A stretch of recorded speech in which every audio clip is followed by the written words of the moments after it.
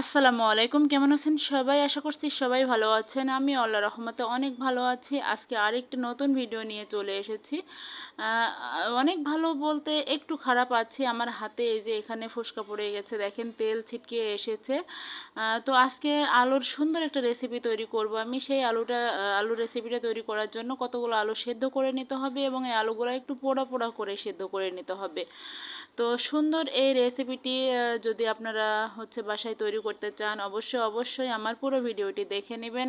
আর যারা নতুন আছেন তাদেরকে আমি রিকোয়েস্ট করব, অবশ্যই আমার চ্যানেলটি সাবস্ক্রাইব করে দিবেন।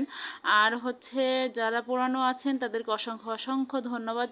সবাই আমার জন্য দোয়া করবেন আর পুরো ভিডিওটি অবশ্যই দেখবেন। নতুনদেরকে অবশ্যই বলবো, আমার ভিডিওগুলো যদি আপনাদের ভালো লেগে থাকে অবশ্যই আপনারা আমার পাশে থেকে যাবেন।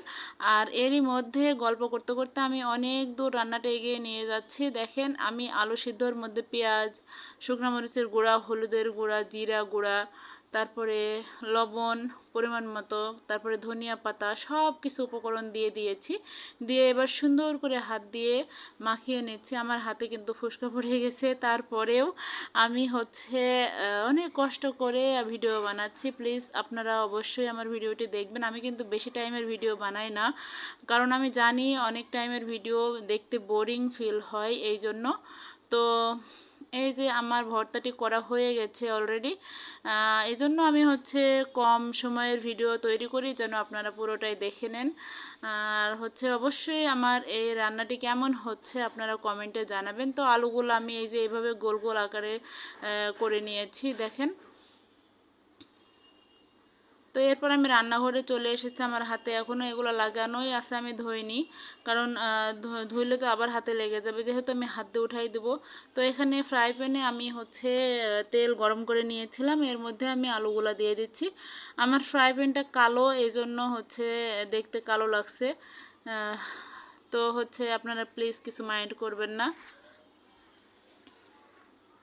আসলে আমার যেটা আছে, যা আছে আমি তাই দিয়েই আপনাদের সামনে রান্নাগুলো দেখানোর চেষ্টা করি।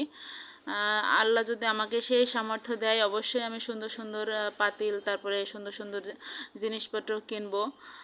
দেখতেই পারবেন, আল্লাহ যদি আমাকে সেই সামর্থ্য দেয় অবশ্যই কিনবো। তো এই যে দেখেন, উল্টাই পাল্টাই খুব সহজেই আমি এগুলো ভেজে নিয়েছি, আমার হয়ে গেছে অলরেডি। এই যে আমি উঠাই নিয়েছি। তো এতক্ষণ কষ্ট করে ভিডিওটি দেখার জন্য আপনাদেরকে অসংখ্য অসংখ্য ধন্যবাদ। আপনারা সবাই আমার পাশে থাকবেন, সবাই আমার জন্য দোয়া করবেন। ধন্যবাদ সবাইকে। আসসালামু আলাইকুম।